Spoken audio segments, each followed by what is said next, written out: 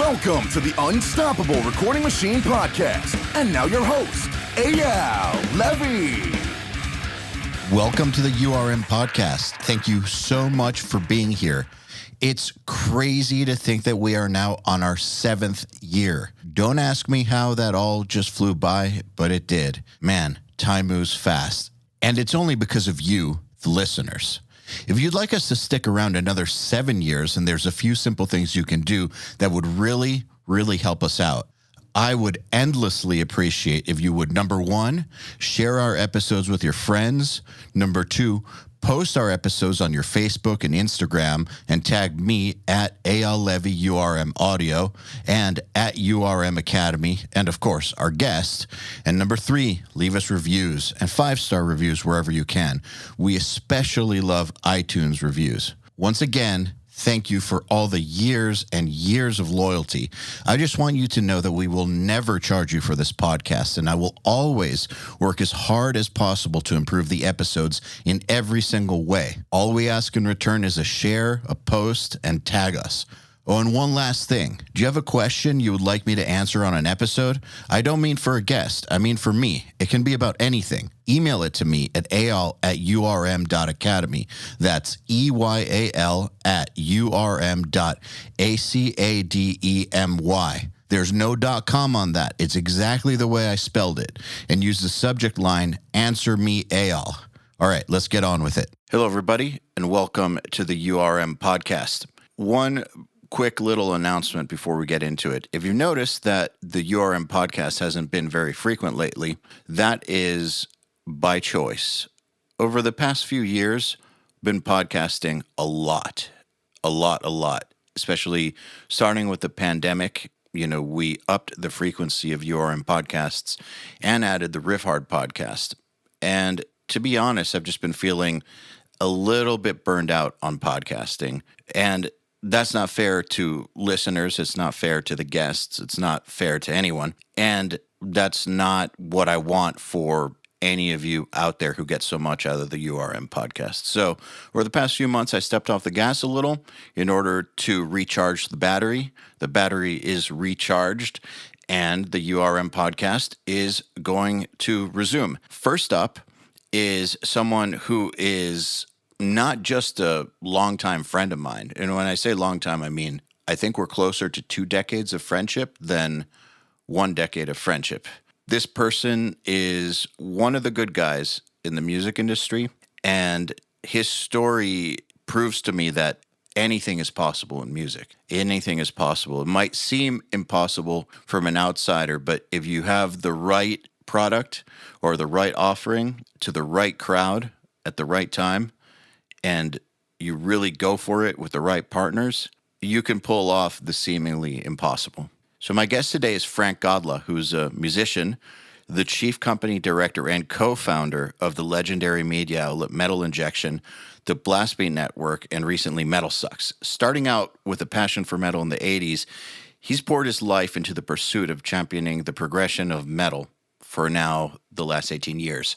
In between podcasting, hosting website, keeping up to date with everything new in metal, traveling constantly, which we'll get into, and branching out to a brand new division covering Latin American artists, Frank is undoubtedly one of the best informed and hardest working, most inspirational individuals in the industry. All right, let's do this. Frank Godla, welcome to the URM podcast. Thank you for having me, EYAL. It's been so long since I've seen you. It really has. Yeah. It really has. It's not just because of the pandemic either. It's sad to say. It's just, actually, where are you living right now? I don't even know. I live in Atlanta.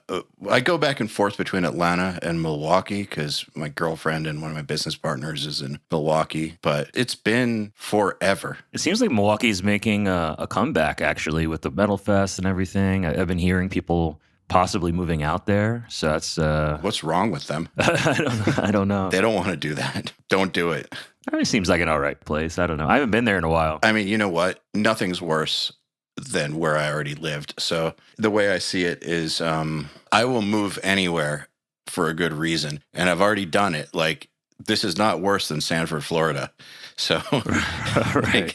It would have to be like really bad to be worse than Sanford, Florida. So I can handle this Milwaukee shit. Yeah, I remember visiting you out there. Those good times, though. It was a good reason to do it, but it was kind of out there in the middle of nothing. Yeah, I mean, it kind of paints a picture of like middle country sticks type situation, you know? Lots of broken down used cars and animals that'll eat you, Yeah, kind of awesome. weather that'll kill you. Yeah. Oh, well, especially now. Yeah. But what about you? Where are you living? I feel like I don't quite understand your situation right now.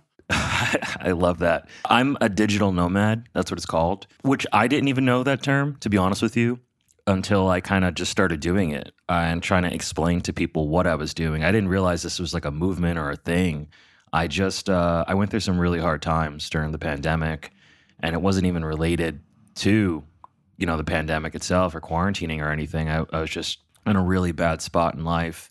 I fell apart pretty hard, and it's a little hard to go through and really talk about and say, but I hit a wall where it was like either I was gonna end my life or do something very active about saving myself, and that's really what I did, and I kind of got in my car and took all the essentials that I needed and just went. I just went cross country. I was hiking a lot at different national parks and camping out of my car and just kind of like getting in touch with nature. And I found myself all the way cross country to LA, and I stayed in an Airbnb for, I think it was like 5 months. And this was all during the pandemic, and I kind of just realized, I was like, wait, I can just do this Indefinitely. Yeah, and it like Airbnb and is really kind of like opened up that possibility of living in different spots in the world without, feeling like hotels can be really expensive, and but like Airbnb is you're basically living in somebody else's shoes for a minute, for as long as you kind of need or want, and then you move on to another Airbnb spot. So I came back to New York. I donated everything I own, except like a lot of the, mementos and stuff like that. Like I had a lot of posters and my T-shirts I've been collecting since I was 9 years old. Yeah. I wanted to keep all that in storage. But other than that, like I just got rid of everything, took the bare essentials, and I'm still at it now, like a year and a half later. I'm still Airbnb. So right now I'm back in New York, and I haven't been here in a year now, but I'm back here for a month. Then I'm going to head out to South America for a bit. The thing about being a digital nomad, I've experimented with it to a degree, maybe not as extreme as you, but when I left Florida, I decided I'm not buying a house again for like no plans on it. And not because I have anything against it, but I already done that. Already had a nice house. I know what it's like. I don't want it. I wanted to not really have roots anywhere, just be able to pick up and go. And that's kind of how I've been living my life since URM. Like I've had apartments in spots, but like the amount of time that I've spent at those apartments sometimes would be like come in for 3 days every 6 weeks or something. Yeah. There's a side to it that can be very disconcerting for some people, or like discombobulating. But at the same time, I think that some people are wired for it. What I've noticed is when I was a kid, I always wanted a life of travel, not of vacations, but like I wanted to do something that involved me moving around a lot, where my work would just have me everywhere. It's probably because I grew up with a dad that was all over the place. So touring made perfect sense. And then when I was at the studio in Florida, I was always trying to get the fuck out of there because it was driving me insane to be stuck to one place. So then URM and what I've done since, like the way I designed it keeps me moving all the time. Pandemic was the first time in 5 years that I slowed down on it. So I get it. Like you're probably just wired for it. What's really funny is I think the outcome is pretty much the same for us, but we grew up very differently. Like I was the complete opposite. My family was so incredibly poor that vacation was like going to Coney Island, which was 2 stops away on the train, Mm-hmm. Like we just didn't have money for anything. There was times where, we were stealing food to survive, and I've been homeless at one point in my life. So I have very, very humble fucked up, beginnings. And I would just dream. I would read books. I mean, like a library card at the time was like my escape. I read books about travel and stuff like that, or stories about people traveling. Of course, as a metalhead, way back in the day, I would subscribe to magazines and stuff and read about stories, like this new band Emperor, from Norway, and this new band At the Gates from Sweden, and I was just like, in my head it just felt like a million miles away, this like far off weird land that I can't even like imagine, because obviously this is before the internet. You can just like look it up and see photos or videos, whatever, and you build this in your imagination what it looks like, and it just seemed like this magical place that I'll never be able to get to because I'm so poor and I could barely leave the block. That's kind of just made me so obsessed with travel, the idea of travel.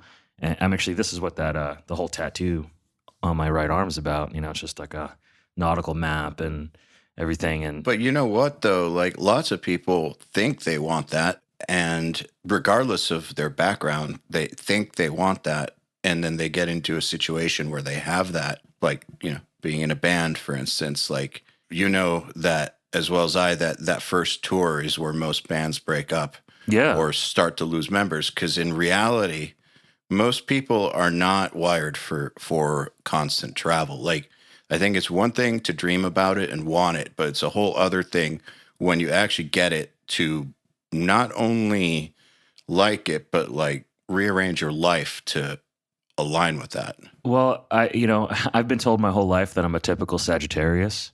So I don't know if that makes sense to anybody listening, but I have no idea what that means. I'm sure some of our listeners do, but it just means that I can never sit still. Like I'm always on the go or doing something or looking for adventure. I live by adventure and different set of rules, basically. But I'm also very self-aware, and I kind of like check in with myself sometimes. Like I realized before I became a nomad that I was part of this rat race in New York City, or maybe not just New York, but really like the US, our mentality of like climbing and climbing and climbing. And, I climbed this ladder to a place where I had this really expensive New York City apartment, and it was super nice. And I was stoked that I had it and everything like that. But I'm also like, why? What? Yeah. Why am I paying so much for fucking four walls, and for what? And it just made no sense, So I completely changed my life. Like sometimes I like to do that just to kind of test myself. I don't think that's something a lot of people do or maybe want to do because they're complacent in where they are. And what I find is most people don't like to be uncomfortable. What I find about myself is I like to be comfortable in my uncomfortable nature. Like I find comfort in putting myself in a sort of fucked up situation sometimes and really testing myself. You feel at home in that. I wouldn't say at home, but I feel alive. Like the adrenaline kind of like, when I'm traveling solo through Northern Africa and I'm like getting robbed, which has happened, like it's just one of those things where it's just like, wow, this is real life, like my heart's racing, my palms are sweaty. It's just, like a really fucked up situation that I survived and got away from. But I'm like, fuck, man, that's just, I don't know. There's something about it that you walk away from and you're like, I feel like I just had a real life experience. Well, you did. Well, yeah. You sure as fuck did. It's interesting you say that about the apartment in New York. This is something that I've like felt guilty feeling this way. Like I had a nice house in Florida, but my first real success was URM. So in the first few years, it was like, this is awesome. And I got this apartment in Atlanta, like right in the city on like the top floor of a building. And it was like everything that you'd think you'd want. And it was cool.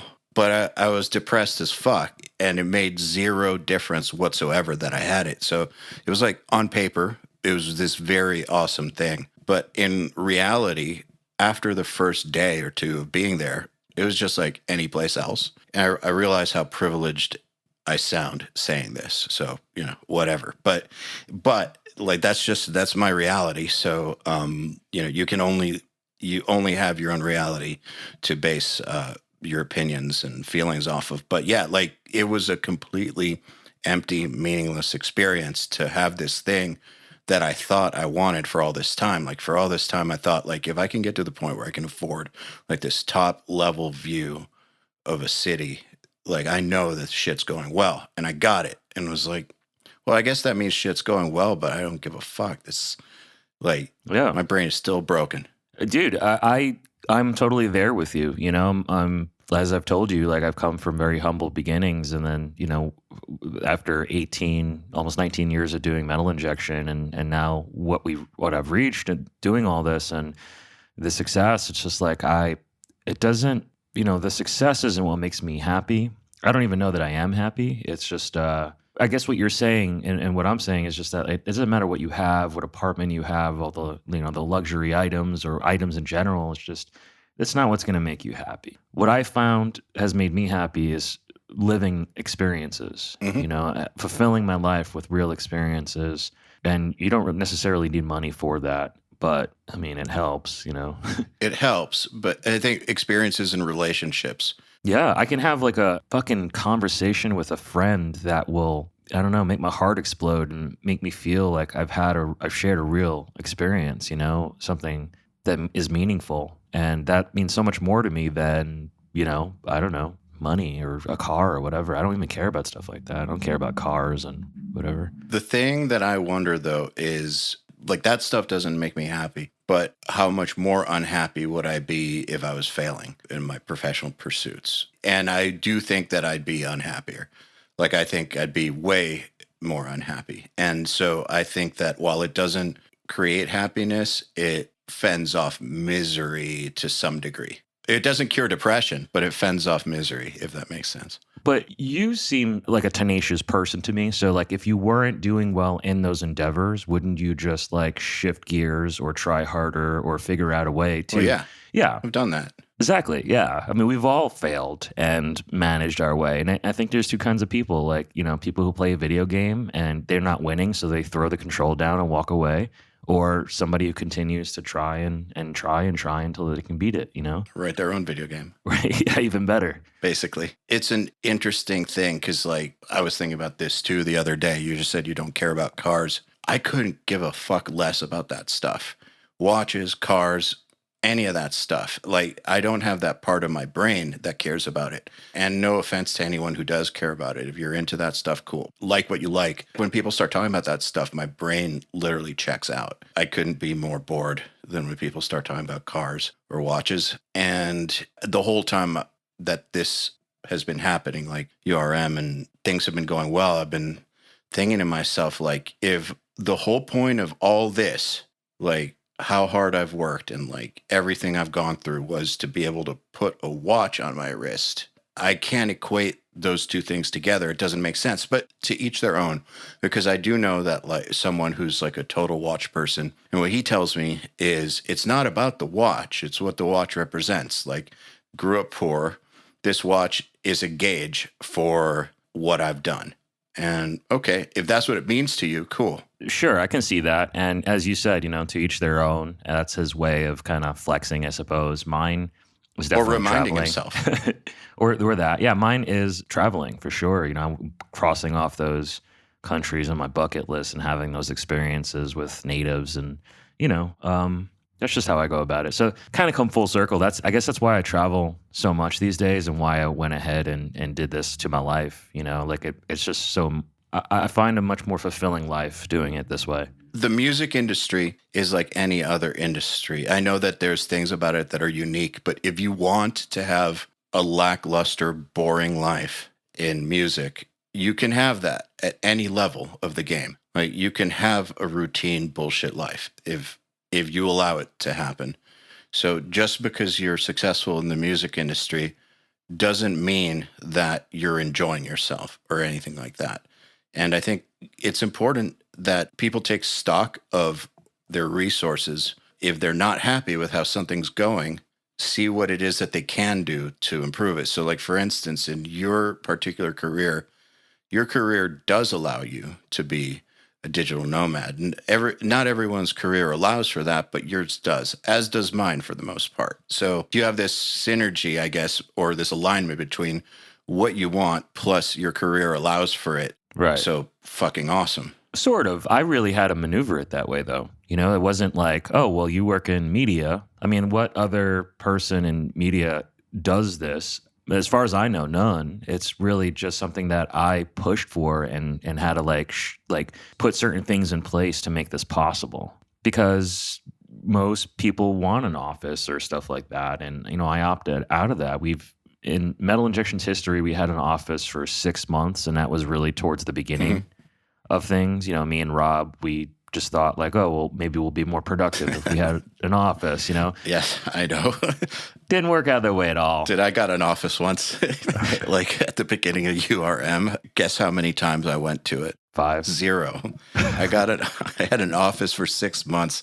I went to it exactly 0 times. Yeah. Tends to happen. You think you want something. It's like, people in New York, they all want a place with a backyard, but they forget like how much work it is, the mosquitoes, everything else, and how shitty the weather is here. So it's like, well, you use it like 3 times a year. Yeah, I understand that there's maneuvering. Of course, there's maneuvering because no matter what, this is a non-standard way of life. Even in media, even in metal, this is not a normal thing.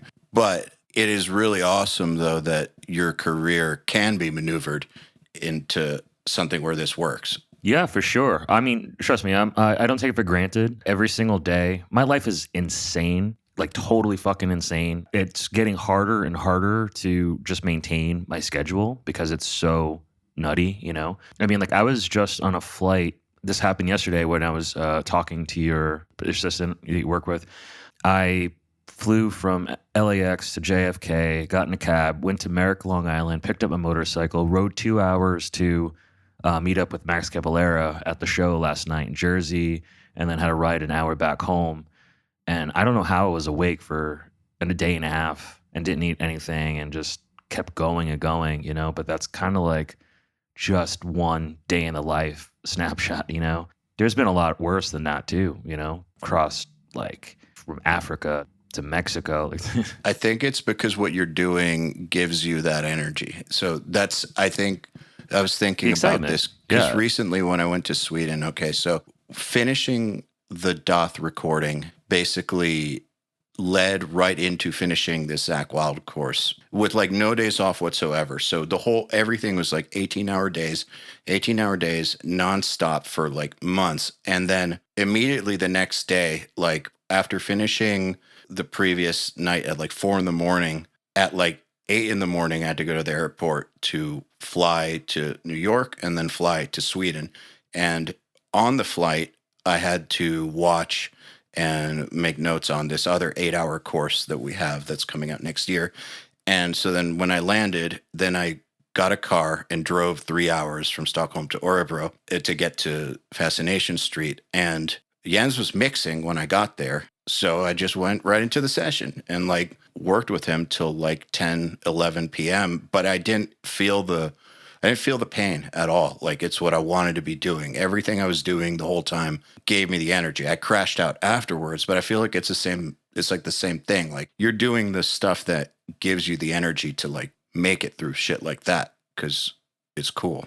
Yeah, I'm stoked on still, after all these years, I'm still stoked on what I do. I'm very fortunate for what I do. I never take that for granted, as I said. Because I did have jobs before all this. Obviously, I had jobs that I hated, where I hated my life, and I wanted to change it. And I think back on those times a lot, not out of nostalgia, but just like to think about how I got here. It allows me to be grateful for where I am today, thinking about like the days where I went to 8 hours of a job that I hated and then ran home to work another 8 hours on Metal Injection, that didn't pay a damn thing. But I did that for years and years and years until it became my full-time job, And if it wasn't for that drive, I wouldn't have this today. You definitely wouldn't, because what you pulled off is next to impossible. It is. Like what you guys did with Metal Injection and Blast Beat and all that is like not normal. It's fucking inspiring too. I appreciate that. I've definitely watched a lot of different companies much bigger than us that have a lot more money than us try and fail, continue to. Today there's obviously more feel like there's more metal media out there today than there ever has been, big or small, whether there's big companies behind it or not. There's just so many of them. And we are very fortunate to have what we have. And I think a lot of it is our drive in it, our continued drive in it, and the staff that I have working with me, they're all great. And, I'm still out there, man, every fucking day, just listening to metal bands and, going to all the festivals and checking out new bands and meeting people. I mean, at this point, it gets really hard to remember everyone. There's how could you? So many, dude. It's so many. But it's definitely a crazy life, but I would recommend it. I love what I do.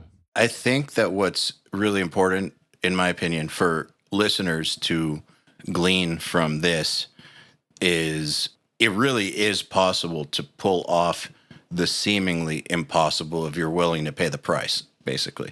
Yeah, I mean, it's kind of like, what motivational speakers talk about. You get out what you put in, or, whether they're like personal trainers or business coaches and stuff. But I will say there is some fortune and luck in there, Well, yeah, for sure. Also, we cornered a market before it existed, we had that foresight to say oh, how do we put our silly TV show that we only had on Brooklyn cable access television and get it on the web? And, we did that before YouTube existed. And it was expensive and hard to figure out, but we've always been that trial and error type of people, just by the seat of our pants, trying to figure it out, DIY all the way, And we learned all the mistakes and I feel that that's the biggest value that you can really get in life as well is, we were talking before about failures and stuff. And I think those are so important because they train you for successes, Absolutely. We had to fail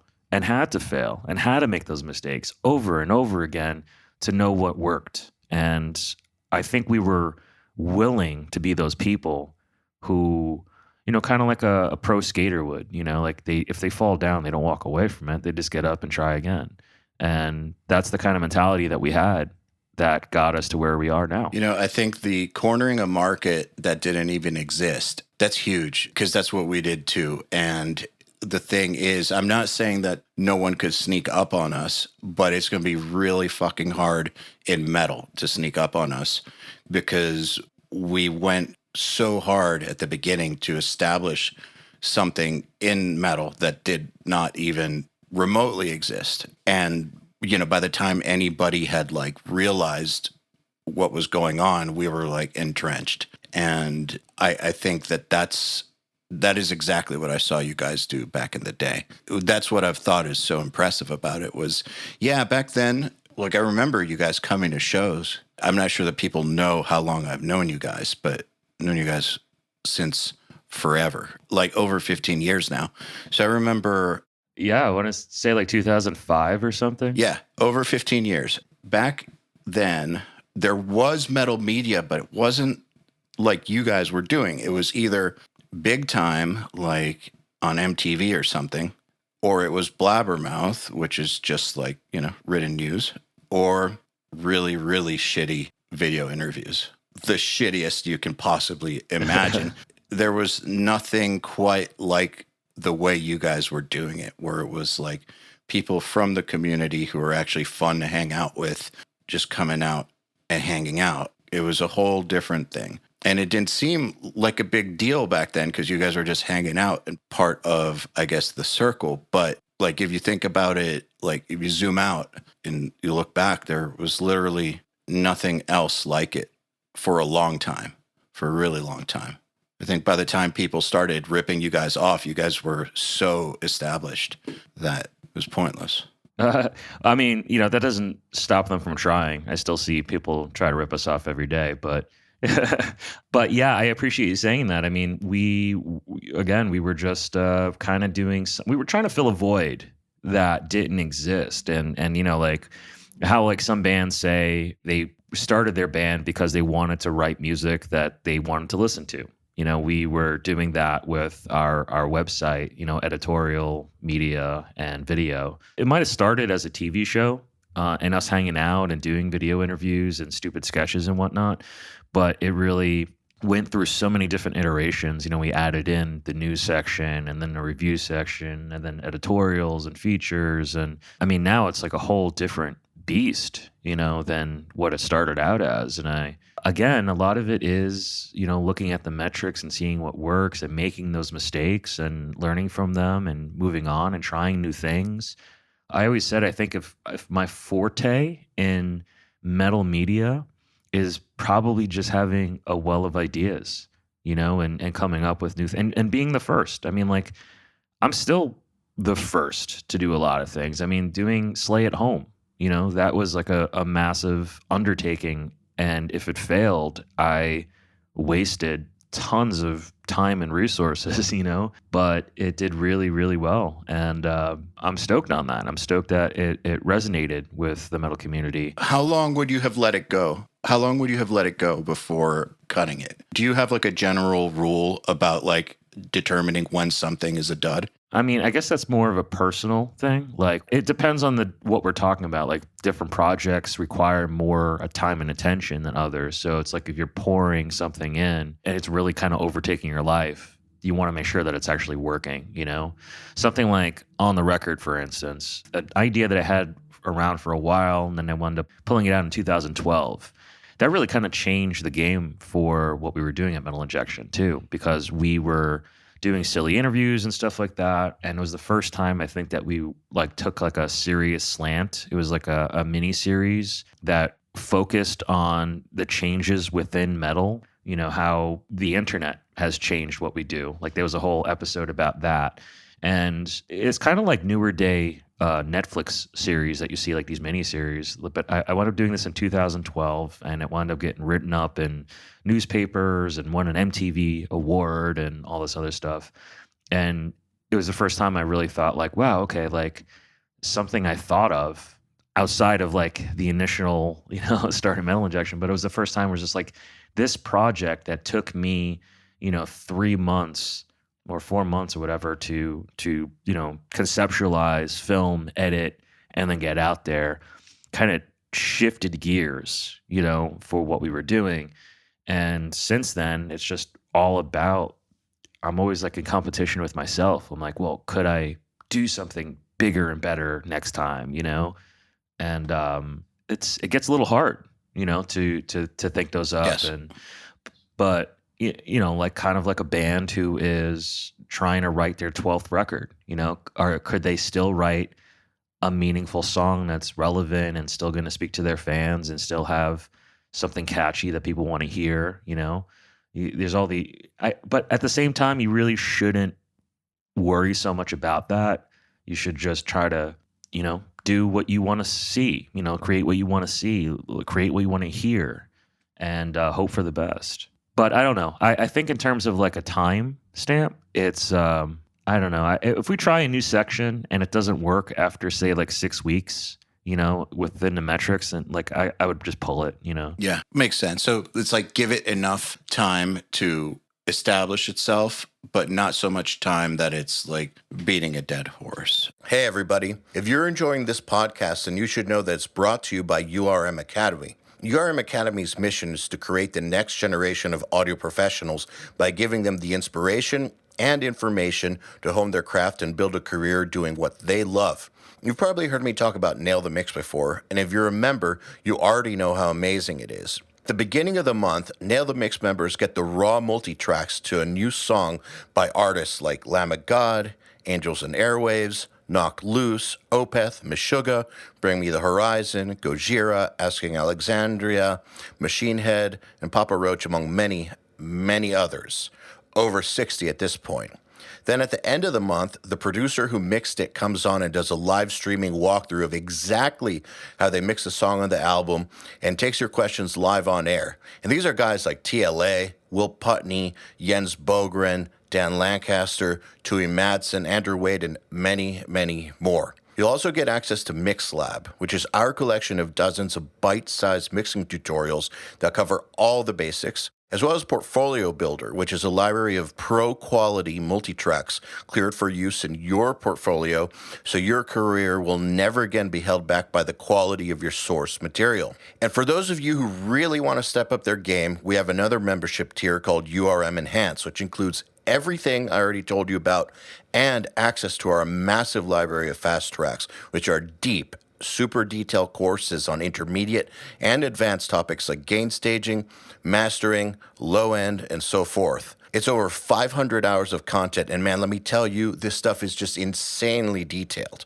Enhanced members also get access to one-on-ones, which are basically office hour sessions with us, and Mix Rescue, which is where we open up one of your mixes and fix it up and talk you through exactly what we're doing at every step. So if any of that sounds interesting to you, if you're ready to level up your mixing skills in your audio career, head over to urm.academy to find out more.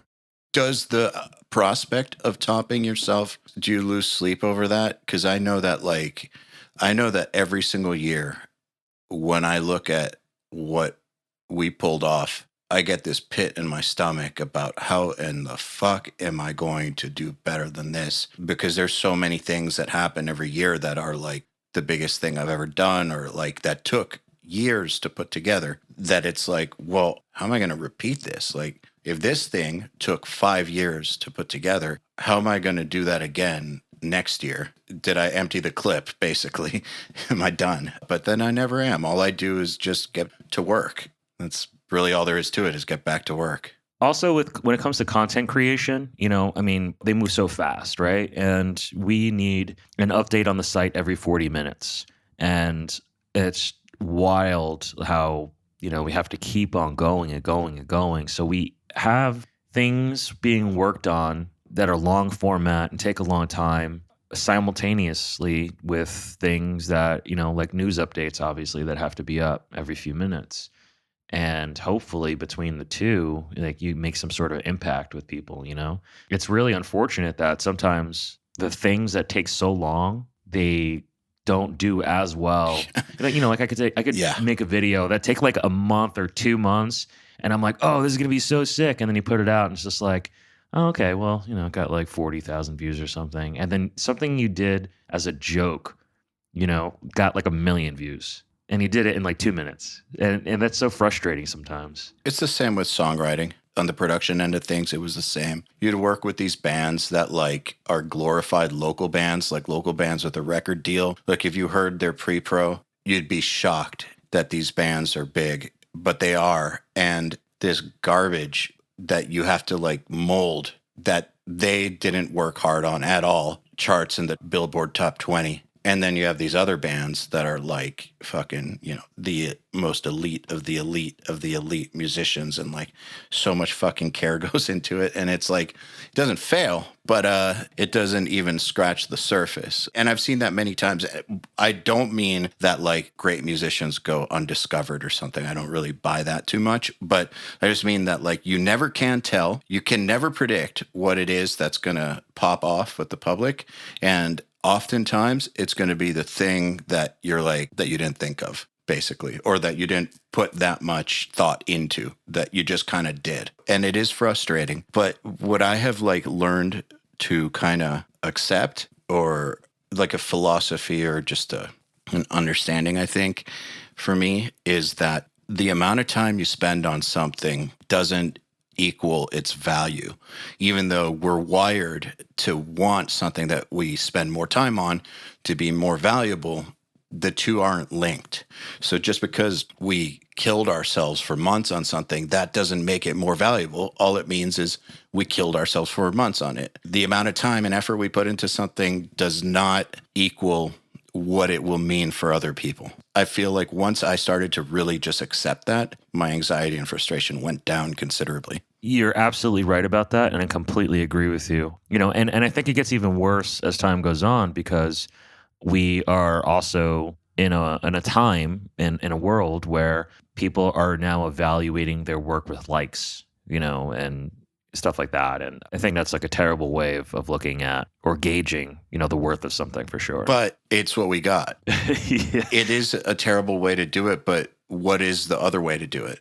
Well, I'm just saying when it comes to your own personal work, you shouldn't look at it like that. Okay, yeah. So I'm like, of course you need the metrics to know like where you stand and where like you stand against others or how others are doing or whatever else. But, if you put 4 months into something and it got whatever, 100 views, 100 likes, but you're still fucking proud of that. Hell yeah, dude. Like be proud of that. I think that's awesome. Like you didn't spend 4 months wasting your time. You did it making something you're proud of. And there is no replacing that. No, there is no replacing that, because just kind of like we were talking about with cars and apartments and all that stuff, the outer success of something you worked on isn't going to change its meaning for you.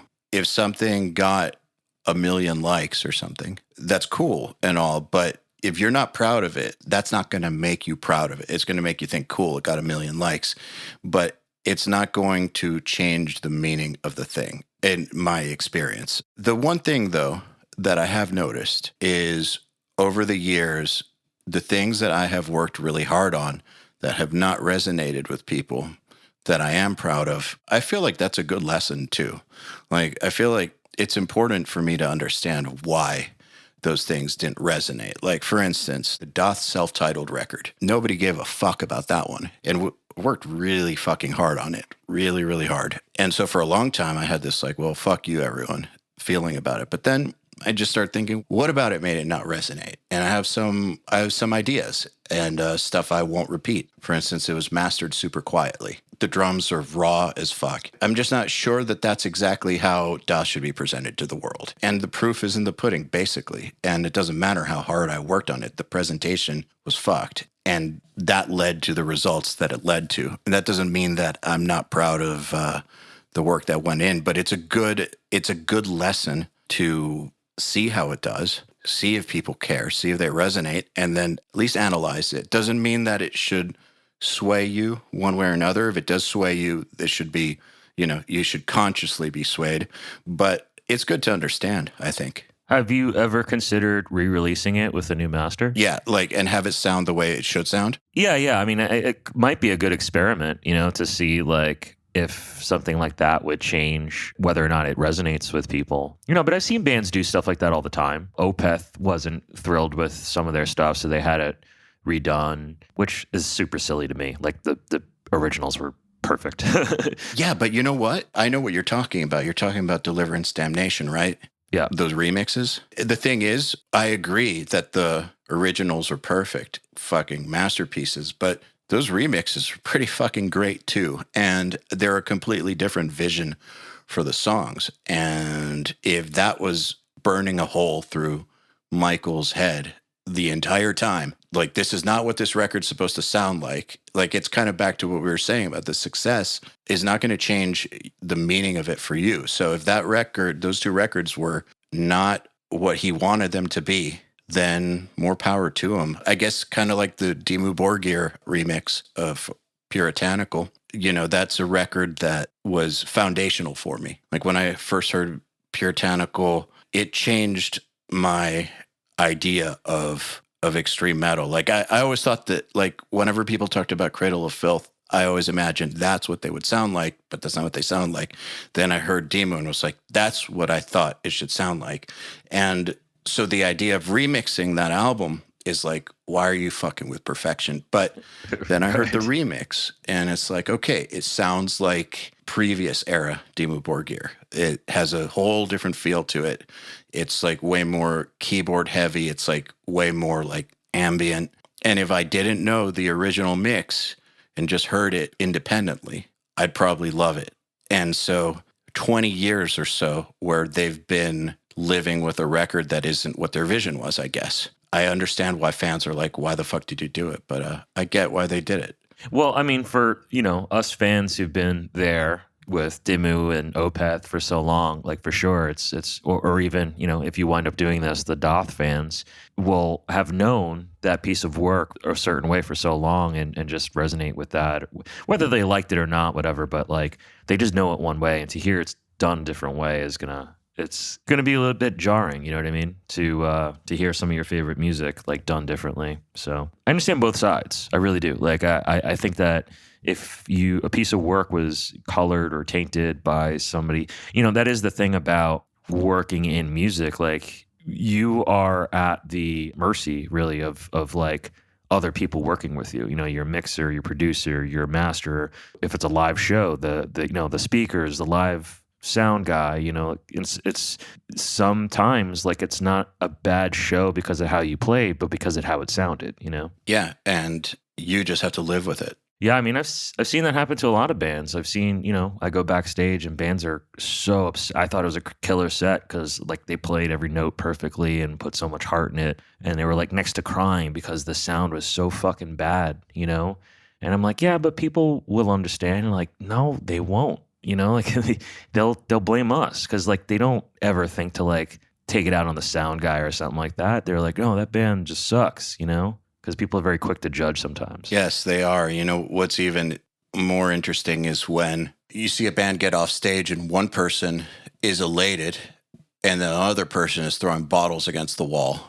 They played the same show, Yeah. but a completely different experience. Yeah, that's wild, but you're absolutely right. That happens all the time. Just the subjective nature of it is what I think what I'm referring to is just all you have is your own subjective interpretation or experience with the thing. And so like if it's negative, it's negative. That's all there is to it.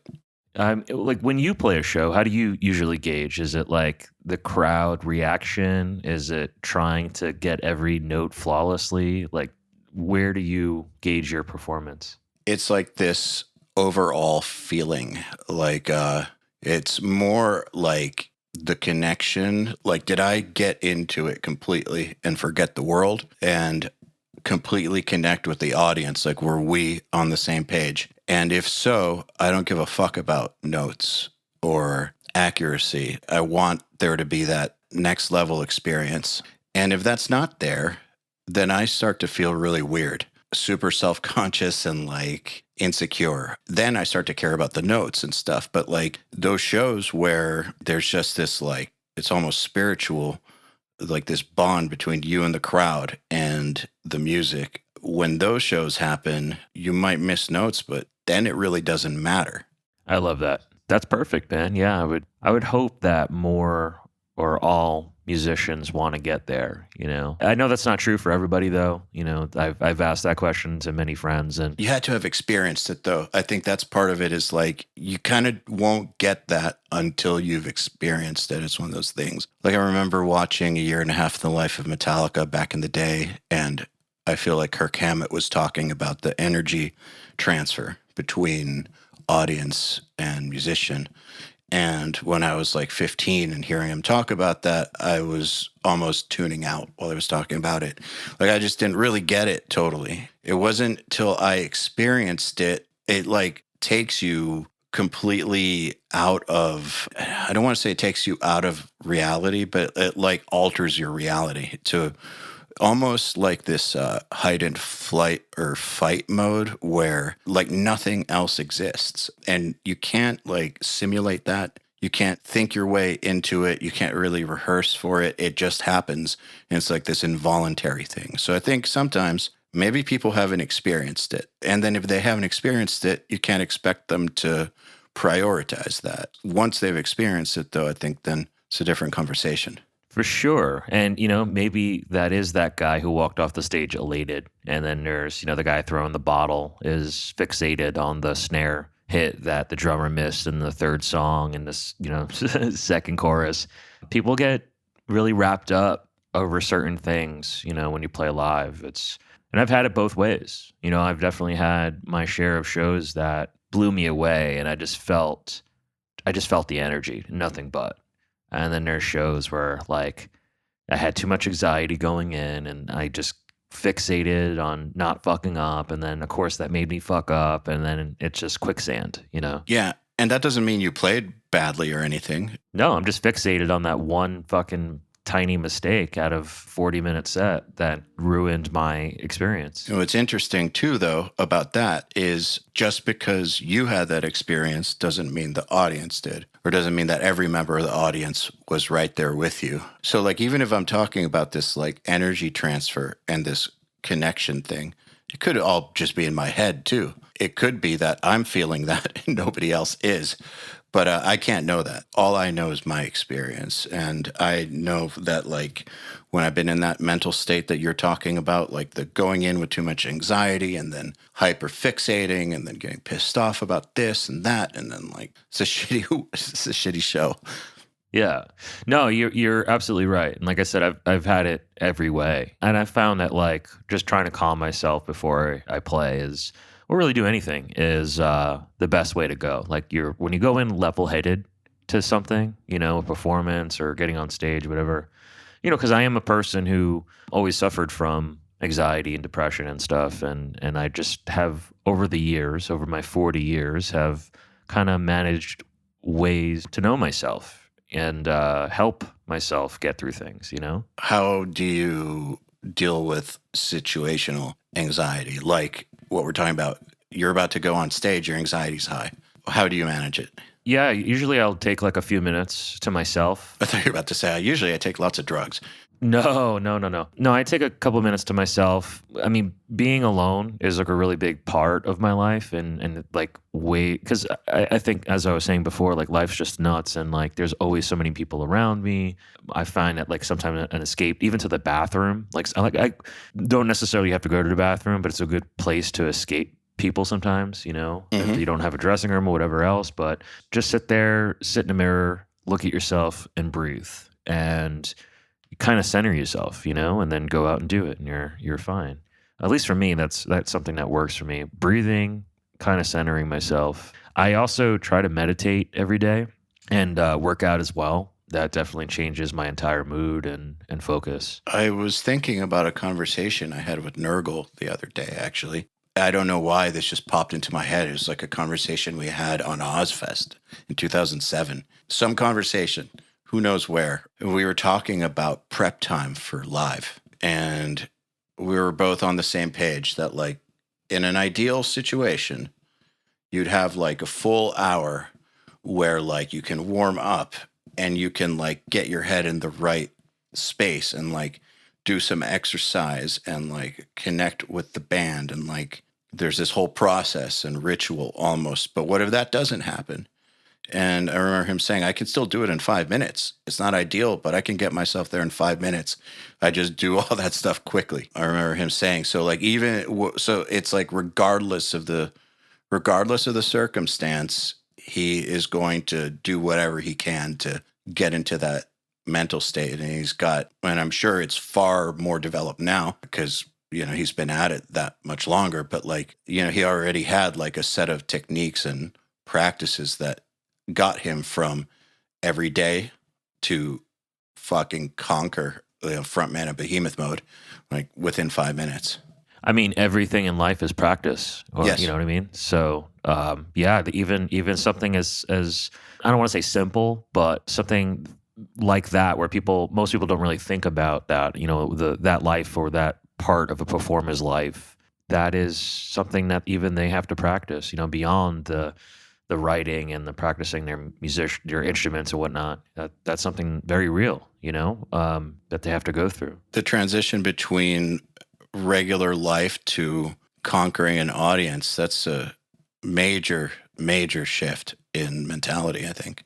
Yeah. And it's, we're applying this to metal musicians, but it really goes for anyone out there. I mean, like I have to kind of mentally prep myself when I do interviews even, Mm-hmm. Like it's just, I do them, I've done so many in my years, but it's still something that I have to, at least for 5 minutes, just kind of like get myself together and stop doubting myself or whatever else and then just go with it, Yeah, like I know that if I'm pitching my business partners on something, I will prep the shit out of it. I will go through so much stuff just so that when we have that meeting, I'm 100% in the meeting and I'm like in the conversation and like can just flow with it and like really like I can take this idea that is so meaningful to me and powerful and help them feel that. But the only way that I can really get there is I have to be there, and in order for me to really be there, there's like a mental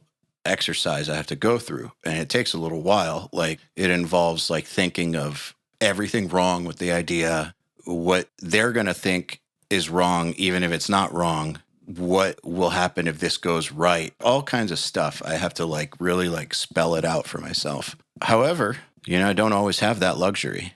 Sometimes I have to like convince people of something and I didn't have the time to put that together. And I will still take 5 minutes and do like a shorthand version on a notepad of that stuff just for my own sake. Not even if I never look at it again, like it's for my own sake, getting my head in the game basically. I totally know what you're talking about. And I've actually done, certain pieces of content and videos where I was just too close to it, or even parts of the site and things that we're developing. I'm just too close to it. And I need to literally put myself in a headspace where I sounds silly saying this, but I would literally walk outside for a couple minutes and then come inside, sit at my desk and pretend I'm somebody else looking at this for the very first time. And I would like method act in a way, where I'm somebody else looking at this piece for the very first time. What are my thoughts? And then I would just start making notes on that to change, because sometimes you're way too close to an idea, to, a pitch or whatever else, that you need to really kind of just zoom out. And I think we've said that a couple times in this podcast so far, but like zooming out, there's something really powerful about that.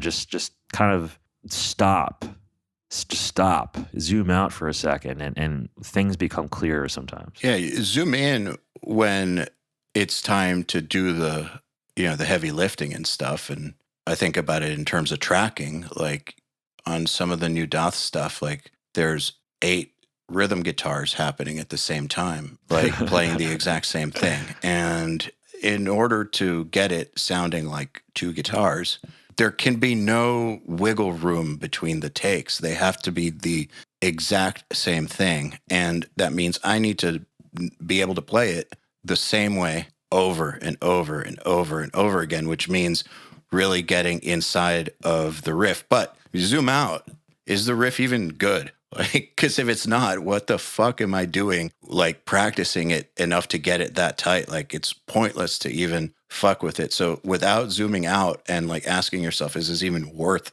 pursuing? Like the whole zoomed in experience, like there's only a point in doing that if you've zoomed out and still give it the okay.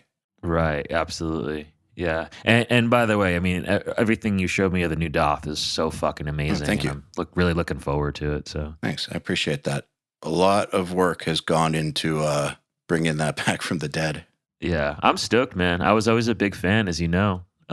So I definitely think it's time, and we're definitely stoked over here at Metal Injection and MetalSucks. So I appreciate that. It's one of those things where I thought I was over it and I tried to be over it, but like the way it went down never, like as the years went on, like I got more and more pissed. And it like a normal person would have just been like, okay, that didn't work out, move on. But like I just could not let it go. Like it was like, I know that this band had the stuff of greatness in it, and just through like bad decisions, bad chemistry, bad just whatever, it didn't really work out right. But like I have a really good track record for making shit work that I feel strongly about, and I'm not used to shit not working out that I feel that strongly about. So it kind of never died with me. And so when I decided to bring it back, like full force, like every single thing that I may have like caved on in the past or like let go in the past, I'm not letting go now. It's exactly what I always wanted it to be. So it better be fucking good. Or I'm a fucking idiot. Right. Yeah, there's a lot of pressure on there. No, I love it so far. So congratulations on something that's not even done yet. Thank you. How are you doing with drums these days? Well, so during Slay at Home. Such a good idea, by the way. Thank you. It's like, once again, talking about like ideas, and it was early in the pandemic. It was like maybe a month after like everybody went into quarantine. I think it was Warner Brothers, the label or something like that. They wound up putting ads out everywhere for this virtual concert. It was a virtual festival. And, like everybody, like millions of others, I wound up signing on, the day of. And it was the most pathetic thing I've ever seen in my life. Like all it was pre-recorded stuff, like Foo Fighters from South by Southwest in 2010 and whatever, like it was just all pre-recorded shit, basically a playlist on YouTube. And they wound up making money on this, and they weren't even transparent about the money that they were making because they were selling merchandising and all this other stuff and, pre-tickets. And the entire thing just reeked to me of a really fucking shit corporate move. So I was just like, I can do this better and I can do this honest. So that's where Slay at Home was born. I wound up contacting so many people, after, like I said, almost 20 years of doing this, I've been very fortunate to meet a lot of my heroes and work with them. And I just started reaching out and saying, hey, if I were to do this thing, like, could your band maybe submit something if you guys like record it all separately and, put it together, we'll mix and edit and everything. So it became, everybody started saying yes and yes and yes. And then I started putting covers together, and then that was all yeses. And then trying to figure out who's going to be on these covers and, work. I was drumming on a bunch of them too. So it was very overwhelming, and there were, as I mentioned earlier, there was just a lot going on in my life at the time that had me in the hospital, kind of regularly. And I was just having like severe panic attacks. But I just powered through it, and no matter how many panic attacks I had, like honestly, it would kind of ruin the day, but then I would have to wake up the next day and get right to it. Keep on going, because I had this vision of this thing that was going to happen, and it was a virtual festival, and it was 100% all, recorded stuff for this festival, like I wasn't taking, bullshit trackings and live shows or whatever else, and like everybody came forward with like something that they actually created, and I personally like edited a lot of it, and I hired a mixer to work with me on mixing a lot of that, Mikhail, who's a great dude. So we wound up getting this thing done, and it was funny because, well, it's not funny, I mean I finished it like an hour before it went live. Funny how that works. And like, I was cutting it so fucking close, and the stress level that like, dude, I lost years of my life just putting this thing together, but it went over super well. It raised $200,000 in charities. And it was just something that like really resonated with metalheads all around the world.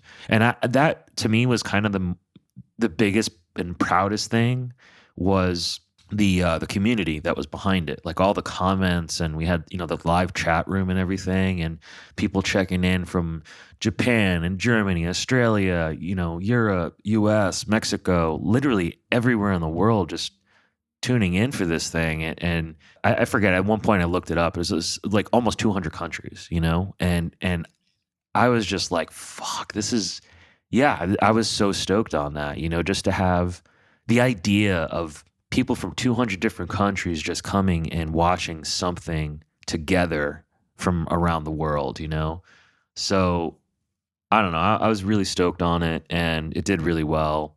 But I got to drum a lot because of that. I was doing a lot of covers with a lot of my friends / heroes. So, and that's always awesome. Outside of that, I've done a couple of shows, and so like Silver Tomb, which some of the Type of Negative guys, I've done some fill-in spots for them, but not much, man. Like it's just one of those things where 4 years ago I had 3 bands, and then they all seemed to kind of wither away like through stuff. So with Mika's Murder, my vocalist / guitar player, he got a job offer that he couldn't refuse. It was for Apple, and they had to relocate him to San Francisco, and that kind of put a hiatus on our band right away. Which is fine. We always said real life first, and he kind of went a different way with it. So that band still has been on hiatus now for 4 years, and the others kind of, they went different ways about it. So I've really had nothing, and that's another reason I think that like this whole nomadic life thing makes sense right now. I don't have a place to kind of go back to. You know, like there's no jam room, there's no band or anything. If I did have one, and I want one, trust me, like there's not a day that goes by where I realized, you know, how we were talking about like happiness, true happiness and stuff. That is something that's missing from my life big time. Like I definitely need to get back into playing because it fulfills a part of my life that nothing else possibly can. I completely understand. I was thinking about this. The only thing on earth that I do where I lose reality in a good way is writing music. Like that's the only thing I can do where I can sit down and I wake up and it's 12 hours later and something awesome happened. Like literally every other thing on earth doesn't do that for me. So getting back into writing music, it was like, fuck, how did I not do this for so long? What is wrong with me? And now I'm like determined to not stop again because like this whole like part of me has just been inactive. It's I'm lucky that my brain was able to create cool shit in the meantime, and to like keep things going. But fuck, never doing that again.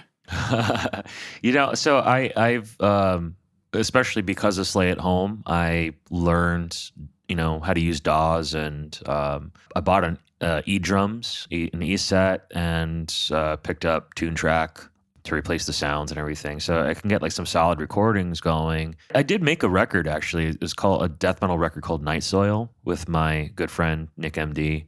We did that right before the pandemic and we kind of finished it during, you know, the whole quarantine period. Of course, that's on top of everything else going on. But we didn't have a vocalist. Like we filled out everything else. We did guitar, drums, bass. And it was really him sending me tracks and I was kind of playing like a Lego set, you know, like taking his tracks and like forming songs and writing drums to it and everything else. And he would just send like a block of like an hour-long block of riffs that I was just cutting up and creating songs out of basically. I came out to be this band called Night Soil and we didn't have a vocalist.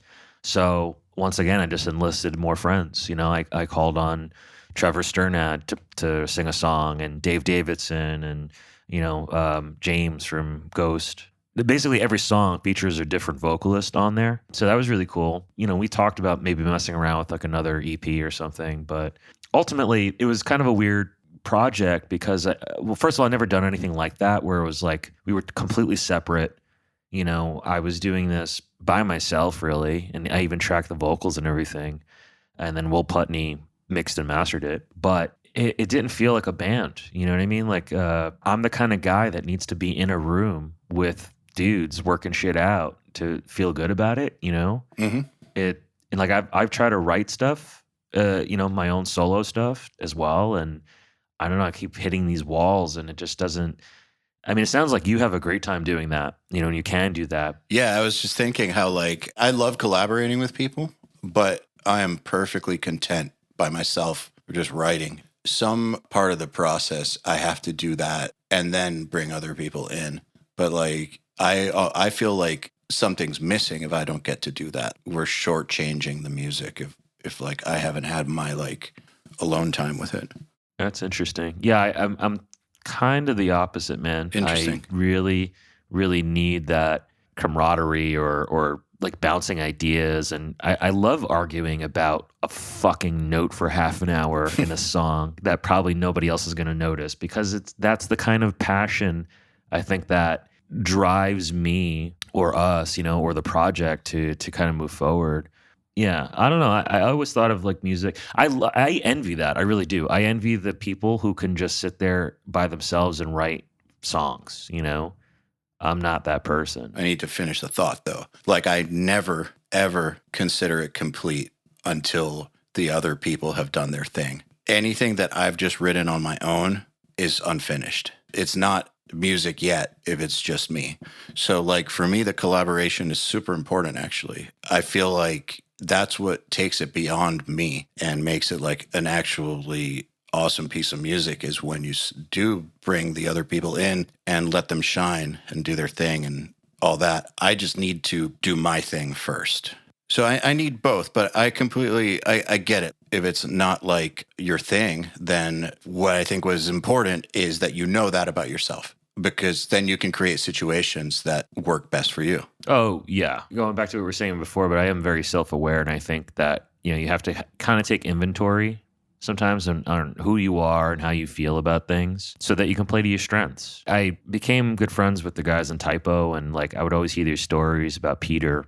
My takeaway from a lot of it is how genius he was of a writer, first of all, but how he was so honest about his capabilities, and he would lean on the other members to kind of really fill out the parts that he couldn't, and I love that humbleness, to his bandmates in that. And I think there's an important message there about trust, Absolutely. When you were collaborating with all these great musicians, what was that like for you? Did that feel band-like, or was it because that those dudes have their own bands or whatever, it felt disconnected?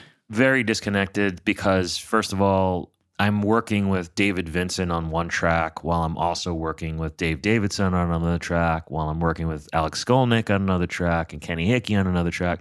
And everybody works completely different, They want to do their way completely different. And it was awesome because I got insight into how everybody works, It's just so knowledgeable to kind of be in that experience where I'm like, oh shit, like I'm learning how all my favorite musicians do their thing, and get in the moment and do whatever. But it was kind of disconnected first and foremost because I wasn't maybe in the same room with them, and a lot of this was like phone calls and emails and, sharing transfer files or whatever else. And, that's just personal. Like, I think there's something about me making music next to somebody.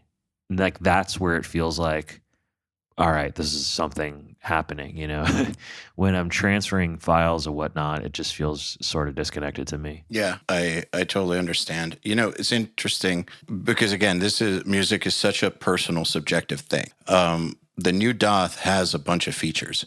Like there is a core lineup. There's Krim, there's Jesse Zaretti, there's Sean Z. But then there's also a bunch of guests. There's certain elements of the lineup that I either am not planning on settling on one person, or I just haven't found the person yet, and I'm not going to just like add someone in.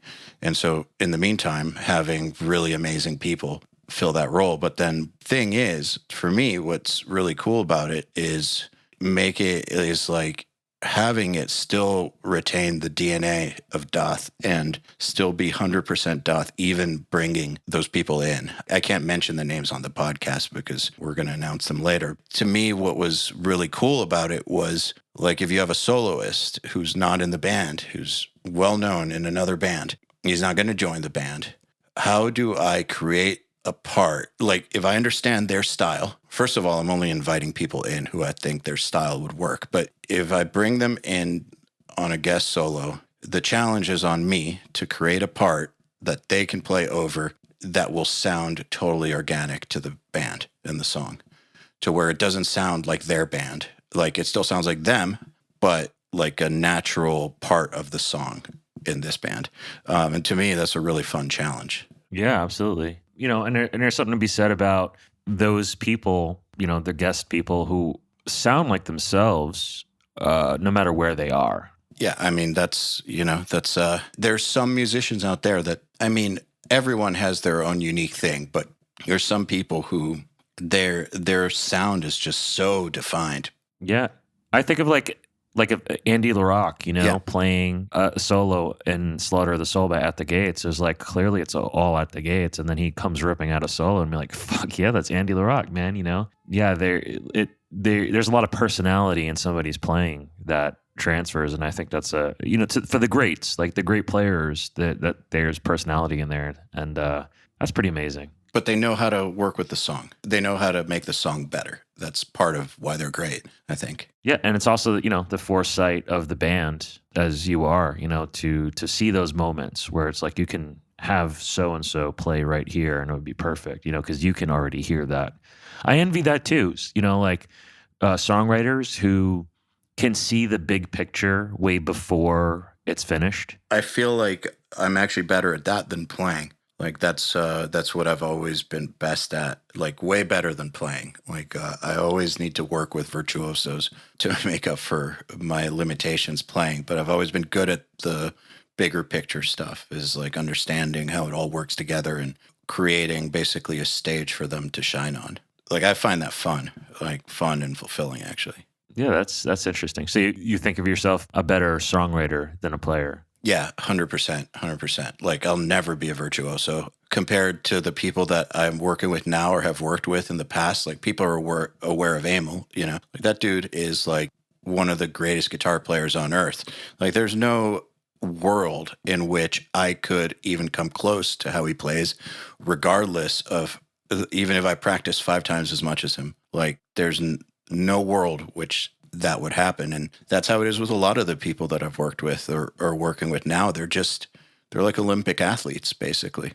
And I think it's great. Like, I feel like we need each other. Not saying they can't write. They're all pretty good at writing, too. It's like any team, really. Like, you know, you got to understand what it is that you do that no one else can do like you. And you got to understand what other people can do that nobody else can do like them. And figure out how to utilize that in the best way possible, where everybody is stoked to be doing that thing that like gets them going. Yeah, absolutely. And, you know, again, there's something to be said about the new Doth is a new lineup, but it still sounds like Doth. And it's very clear that the band's sound is you. I appreciate that. I mean, like I was always writing the majority of this stuff. So I think anyone that's like curious about that, once they hear the new stuff, they're gonna be like, oh, okay, it's still the band. Yeah, I mean, it's not to say that like, oh, well, you just wrote another Doth record. It's, you know, no, it's fucking killer. There's a sound to Doth, you know. I don't know how to describe it, but you know, have like you think of Sepultura and like you know what that sound is. You think of Typo, you know what that sound is, and it doesn't sound like anybody else.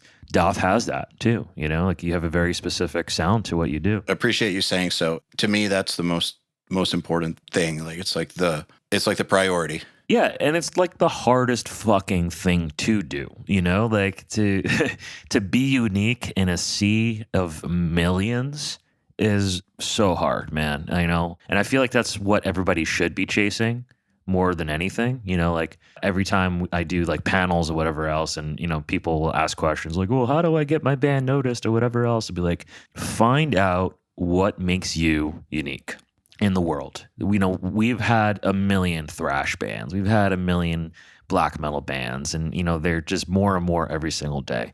What makes you unique? What makes you stand out? You know, I mean, I get pitched. So it's unbearable actually how many bands I get pitched every week, you know? But I still listen just in case, but still it's deafening to some degree how there's so much of the same thing going on. So when I hear something unique out there, it's like it's just refreshing. It's noticeable and it makes a bigger impact, you know. And I don't know, like I do think that's one of the hardest things to do, and I understand that as well. You know, it's really hard to create a new sound, or you know, you don't have to reinvent the wheel, but you have to bend it a certain way that makes it a little bit different than the next guy. You know, it's hard to do, but it's not impossible, and there's ways that you can get yourself closer to that without like, it's not this magical thing. It's a process of eliminating influences you don't want and focusing on the stuff that you love and really, really, really going deep with that. So for instance, you know, I went to Berkeley and stuff, but I hate jazz. And I always hated jazz. I hate blues. Like, sorry, I just do. Like, I've never been into that stuff. And I purposefully failed those classes. I did not want that polluting my sound. And I know how elitist that sounds, but like, I just had this idea that I still have that like anything you learn, anything you take in is going to come back out, just like food. Like, what you feed your brain musically is going to come through. So be very careful. Like if like you love jazz and you want that element, like Dave Davidson, he's great at that shit. Like, you know, cool. But he's not trying to love that. That's what he loves, you know, kind of like Yngwie, like legitimately loves the stuff he does. Like find what it is that you love and lean into that and then also lean into making writing a priority. And I think that if you actually like eliminate the things that you don't love and really focus on the things that you do love, and you make it a priority to lean into those things, it's going to be a lot easier to have your own thing happening because your tastes are unique. Your personality is unique. So really, you just have to get good at it. You have to get good at music. But like, if you really focus on what it is that you personally are all about, like, you don't have the same taste as anybody else on earth. You don't have the same personality as anybody else on earth. So you've already got the DNA for having your own sound. I mean, then again, there are quite a few people who don't have, very, let's say, distinct personalities, but everybody's got a unique personality. So it's there if you want it to be, but like, you have to like purposefully shut yourself off from stuff you don't want coming through. And I think also, like, if what you love is like super standard stuff, I mean, you might be coming up with some super standard stuff too. So yeah. Yeah. It's like, I want to start a band that's like half Godsmack and half Five Finger Death Punch. Your shit better be catchy as fuck if you're going to do that. But even then, if that's what you're into, like, you're probably into really good vocal hooks if you're into those bands. Right, yeah. And again, like, who are we to judge? Like, honestly, if you do what you do and you love it, that's what matters, If you're trying to become a band that's going to sell records or get noticed or whatever else, then you're probably doing it for the wrong reasons, Yeah. I always think success is something that happens accidentally on the way to you living your passion. That is a great way to put it, and I think that's a great place to cap off the episode. I want to thank you for taking the time, man. It's been a pleasure catching up. It has been forever, and thank you. Yeah, I can talk to you forever, man. Let's get together soon, and we'll hang. For sure, man. Thank you. All right, then. Another URM podcast episode in the bag. Please remember to share our episodes with your friends, as well as post them to your Facebook and Instagram or any social media you use. Please tag me at EYAL Levy URM Audio, at URM Academy, and of course, tag our guests as well. I mean, they really do appreciate it. In addition, do you have any questions for me about anything? Email them to me at eyal@urm.academy. That's EYAL @urm.academy, and use the subject line, Answer Me, EYAL. All right, then. Till next time, happy mixing. You've been listening to the Unstoppable Recording Machine Podcast. To ask us questions, make suggestions, and interact, visit urm.academy and press the podcast link today.